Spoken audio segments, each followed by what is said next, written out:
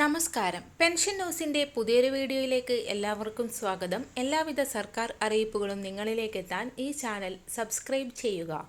62 ലക്ഷത്തോളം വരുന്ന സാമൂഹിക സുരക്ഷാ പെൻഷൻ ഗുണഭോക്താക്കളിൽ വിവിധ സ്കീമുകളിലായി പെൻഷൻ തുക കൈപ്പറ്റുന്ന ഇന്ദിരാഗാന്ധി ദേശീയ വാർദ്ധക്യകാല പെൻഷൻ, വിധവാ പെൻഷൻ, ഭിന്നശേഷി പെൻഷൻ, കർഷക തൊഴിലാളി ക്ഷേമനിധി പെൻഷൻ, അവിവാഹിത പെൻഷനുകൾ എന്നീ പെൻഷനുകൾ കൈപ്പറ്റുന്ന 55 ലക്ഷത്തോളം വരുന്ന ആളുകൾക്ക് 2025 ഫെബ്രുവരി മാസം മുതലുള്ള തനതു മാസത്തിലെ പെൻഷൻ തുകയും കുടിശ്ശിക തുകയുടെയും വിതരണ നടപടിക്രമങ്ങൾ എന്നിവ സംബന്ധിച്ച സർക്കാരിന്റെ ഭാഗത്തു നിന്നും ആരംഭിക്കുന്ന സാഹചര്യത്തിൽ സാമൂഹിക സുരക്ഷാ പെൻഷൻ ഗുണഭോക്താക്കളിൽ നിന്നും മാത്രം അനർഹരെന്ന് കണ്ടെത്തിയ 10 ലക്ഷത്തോളം വരുന്ന ആളുകളെ പുറത്താക്കുകയും അതോടൊപ്പം തന്നെ പെൻഷൻ പട്ടികയിൽ കടന്നുകൂടിയ മറ്റു അനധികൃത പെൻഷൻ ഗുണഭോക്താക്കളെ കണ്ടെത്തുകയും ചെയ്യുന്നതിന് ബജറ്റിൽ സംസ്ഥാന സർക്കാർ പ്രഖ്യാപിച്ച വാർഡ് അടിസ്ഥാനമാക്കിയുള്ള സോഷ്യൽ ഓഡിറ്റിംഗ് പരിശോധന ഇന്നു മുതൽ ആരംഭിക്കുകയാണ്. ഉദ്യോഗസ്ഥർ വീടുകളിലെത്തി പെൻഷൻ ഗുണഭോക്താവിന്റെ ഭൗതിക സാഹചര്യങ്ങൾ പരിശോധിക്കുന്ന സാഹചര്യത്തിൽ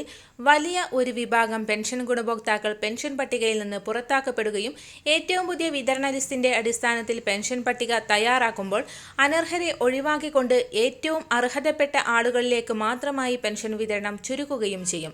സംസ്ഥാനത്ത് ഫെബ്രുവരി മാസത്തെ പെൻഷൻ തുക വിതരണം സർക്കാരിന്റെ ഭാഗത്തു നിന്നും ആരംഭിക്കുന്ന സാഹചര്യത്തിൽ 2024 വർഷത്തിൽ കുടിശ്ശികയായിരിക്കുന്ന 3 ഗഡു പെൻഷൻ തുകയായ 4800 രൂപയുടെ വിതരണം കൂടി സർക്കാർ പ്രഖ്യാപിച്ചിരിക്കുകയാണ്. കുടിശ്ശിക തുക പുതിയ സാമ്പത്തിക വർഷം മുതൽ തനതു മാസത്തിലെ തുകയോടൊപ്പം 3 ഘട്ടങ്ങളിലായി വിതരണം ചെയ്യുമെന്ന് ധനമന്ത്രി KN ബാലഗോപാൽ വ്യക്തമാക്കി. പെൻഷൻ തുകയായ 1600 രൂപയോടൊപ്പം ഓരോ ഗഡു കുടിശ്ശിക കൂടി ചേർത്ത് 3200 രൂപ വീതം 3 ഘട്ടങ്ങളിലായി ഗുണഭോക്താക്കളിലേക്ക് എത്തിച്ചേരുന്ന രീതിയിലാണ് വിതരണം ക്രമീകരിച്ചിരിക്കുന്നത്.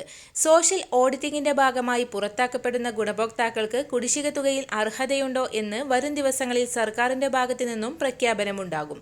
എല്ലാവിധ സർക്കാർ അറിയിപ്പുകളും നിങ്ങളിലേക്ക് എത്താൻ ഈ ചാനൽ സബ്സ്ക്രൈബ് ചെയ്യുക.